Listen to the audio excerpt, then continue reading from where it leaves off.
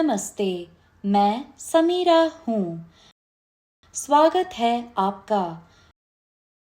पिछली सत्र में आपने समझा था कैसे फ्रांस एक संवैधानिक राजतंत्र बना।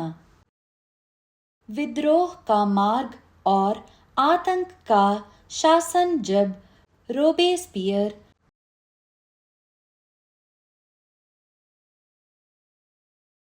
जैकबिन क्लब के नेता ने कड़ी नियंत्रण और दंड नीति का पालन करते हुए फ्रांस पर शासन किया। अब हम आगे बढ़ते हैं और पिछले विषय को समझते हैं, जो है लोकतांत्रिक और राष्ट्रीय क्रांति 17वीं, 18वीं और 19वीं शताब्दियाँ। फ्रांसीसी क्रांति कक्षा 9 सामाजिक अध्ययन।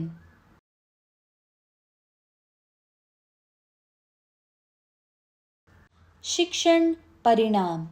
आप निम्नलिखित के बारे में जान पाएंगे। क्रांति में महिलाओं की भागीदारी, डायरेक्टरी का शासन और नेपोलियन की सत्ता की प्राप्ति।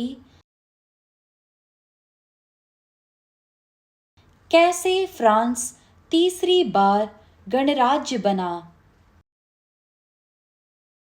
मुख्य शब्द दमन,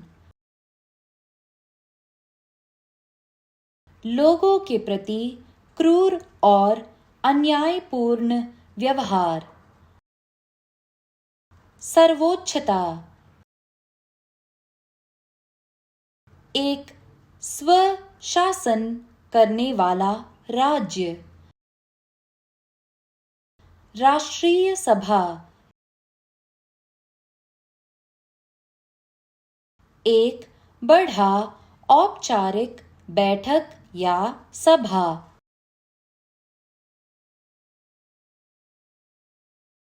जिसमें किसी विशेष विषय पर चर्चा और कार्यवाही की जाती है।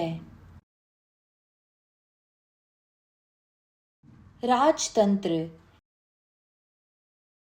एक देश जो राजा या रानी द्वारा शासित होता है। क्रांतिकारी, एक ऐसा परिवर्तन जो सरकार के प्रणाली में पूरी तरह बदलाव लाता है या बड़ा परिवर्तन लाने वाला। संकल्पना मानचित्र,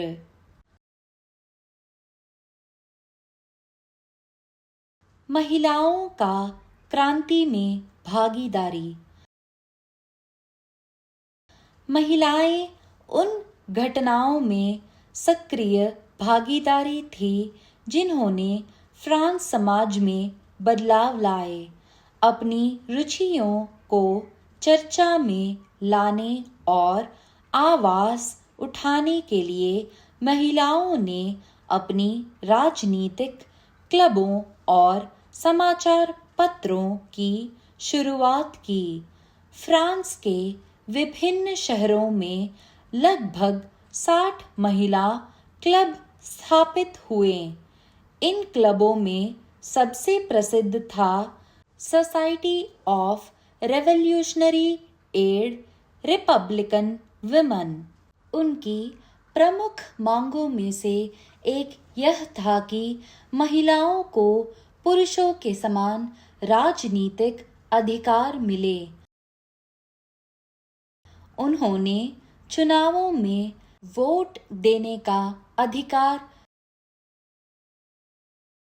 विधानसभा में चुने जाने का अधिकार और राजनीतिक पदों पर कार्य करने का अधिकार भी मांगा।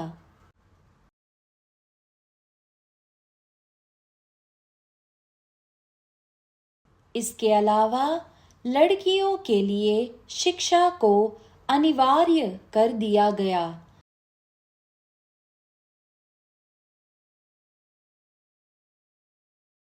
तलाक को कानूनी रूप से मान्यता दी गई और इसे महिलाओं और पुरुषों दोनों द्वारा आवेदन किया जा सकता था।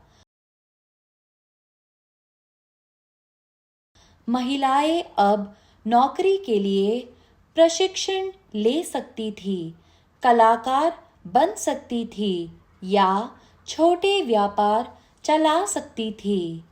हालांकि महिलाओं के समान राजनीतिक अधिकारों के लिए संघर्ष जारी रहा।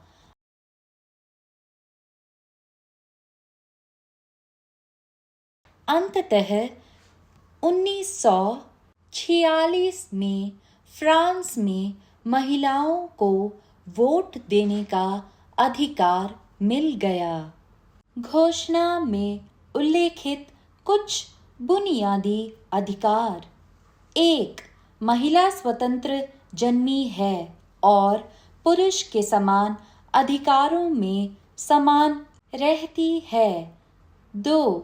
सभी राजनीतिक संघ का उद्देश्य महिला और पुरुष के प्राकृतिक अधिकारों की रक्षा करना है। ये अधिकार स्वतंत्रता, संपत्ति, सुरक्षा और सबसे बढ़कर उत्पीड़न का प्रतिरोध है।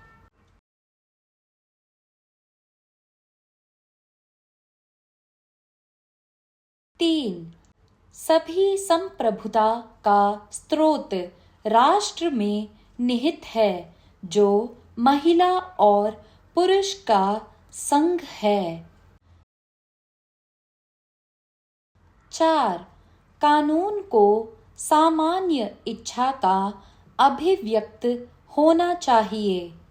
सभी महिला और पुरुष नागरिकों को इसके निर्माण में व्यक्तिगत रूप से या अपने प्रतिनिधियों के माध्यम से अपनी राय रखने का अधिकार होना चाहिए। यह सभी के लिए समान होना चाहिए। 5. सभी महिला और पुरुष नागरिकों को उनकी क्षमताओं के अनुसार सभी सम्मान और सार्वजनिक पदों के लिए समान अधिकार प्राप्त हैं। कोई महिला विशेष नहीं है, उसे आरोपित किया जाता है, गिरफ्तार किया जाता है और उन मामलों में हिरासत में रखा जाता है जो कानून द्वारा निर्धारित होते हैं। महिलाएं भी जैसे पुरुष इस कड़े कानून का पालन करती हैं। डायरेक्टरी का शासन। नेपोलियन सत्ता में आया।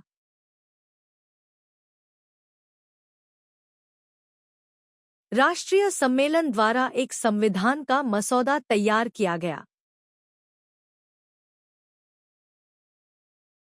इसके परिणामस्वरूप फ्रांस पर शासन करने के लिए 5 सदस्यीय कार्यकारी दल की डायरेक्टरी का गठन हुआ।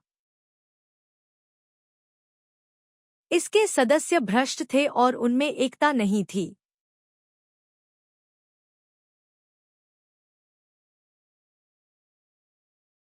इसने आम जनता का समर्थन खो दिया।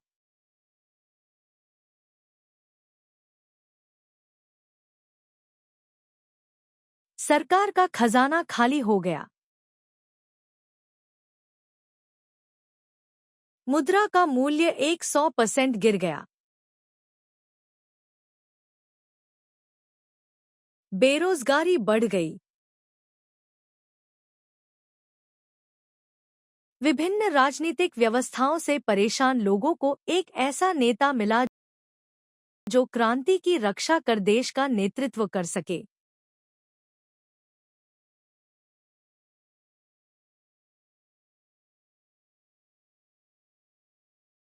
नेपोलियन बोनापार्ट, जिसने फ्रांस को कई विजय दिलाई, को आशा का प्रतीक माना गया।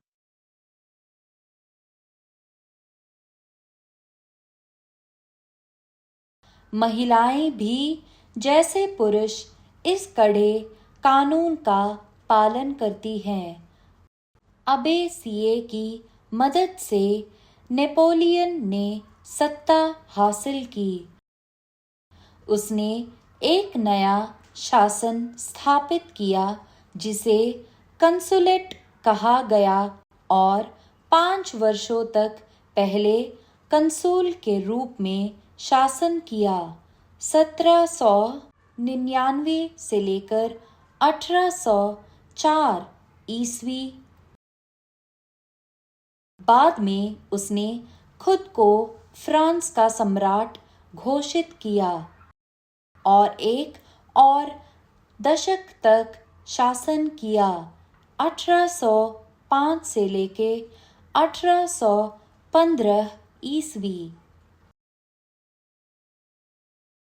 फ्रांसीसी क्रांति के परिणाम स्वरूप सत्ता का स्थानांतरण राजशाही से फ्रांसीसी लोगों के पास हुआ, जो राजनीतिक और संवैधानिक परिवर्तन के माध्यम से था।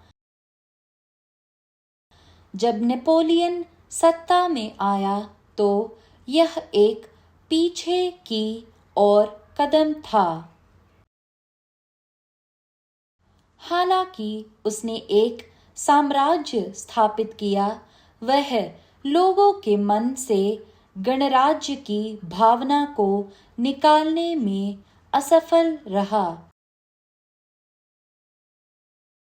जब नेपोलियन ने 1815 ईस्वी में वाटरलू की लड़ाई हार दी तो फ्रांस में राजशाही बहाल कर दी गई।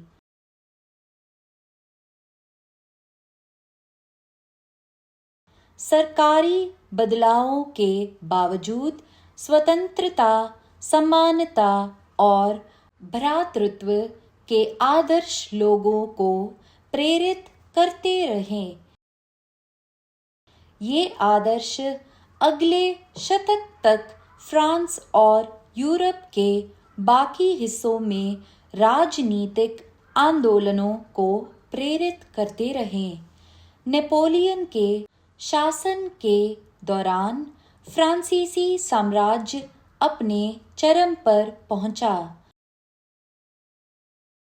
उसने यूरोप की प्रशिया और ऑस्ट्रेलिया को पराजित किया।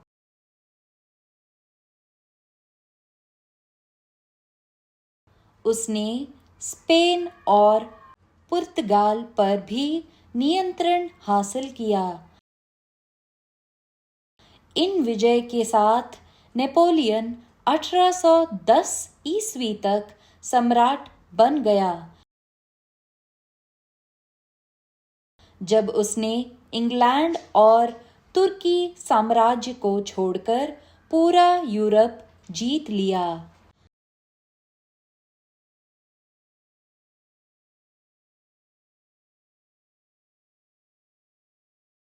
नेपोलियन को पराजित करने के लिए सभी राजशाही शक्तियां इंग्लैंड के नेतृत्व में एक गठबंधन में एकत्र हुई।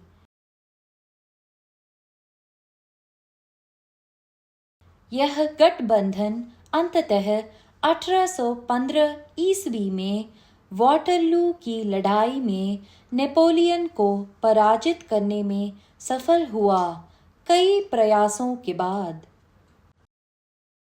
उसी वर्ष ऑस्ट्रेलियाई प्रधानमंत्री मेटरनिच की अध्यक्षता में वियना कांग्रेस ने यूरोप की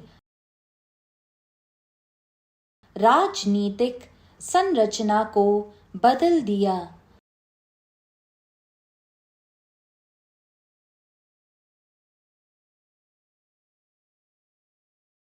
कई साम्राज्यों ने राजशाही को फिर से स्थापित किया। फ्रांस के राजा का नाम लुई 18 रखा गया। वह चार्ल्स 10 का उत्तराधिकारी था। उसने उन सुधारों को लागू करने में विफलता पाई जो जनता चाहती थी।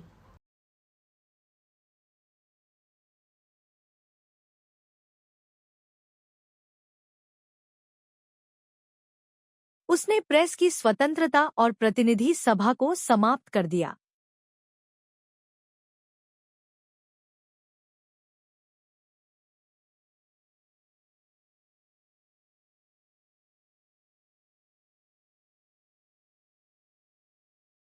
एक 1830 की क्रांति के परिणामस्वरूप उसके करीबी रिश्तेदार लुई फिलिप को राजा बनाया गया।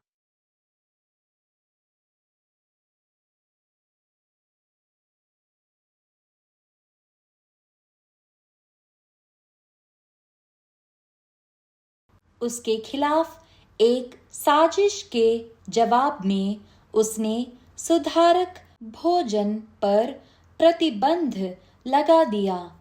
लुई फिलिप ने फ्रांस से तब पलायन किया जब विरोध प्रदर्शन हिंसक हो गए और 1848 ईस्वी में एक नई क्रांति शुरू हो गई।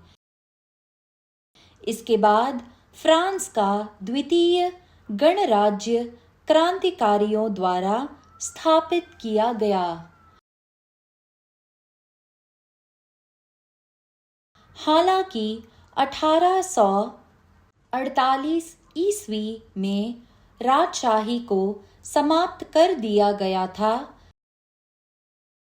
यह नेपोलियन III के शासन के दौरान फिर से बहाल हो गई। हालांकि 1848 ईस्वी में राजशाही को समाप्त कर दिया गया था। यह नेपोलियन III के शासन के दौरान फिर से बहाल हो गई। अंत में लियोन गैम्बेटा के निदर्शन में फ्रांस को 1871 ईस्वी में तीसरी बार गणराज्य के रूप में घोषित किया गया। इस वीडियो में हमने फ्रांसीसी क्रांति में महिलाओं की भागीदारी, नेपोलियन के निदेशालय शासन और कैसे फ्रांस 1871 ईस्वी में गणराज्य बना, यह देखा। धन्यवाद।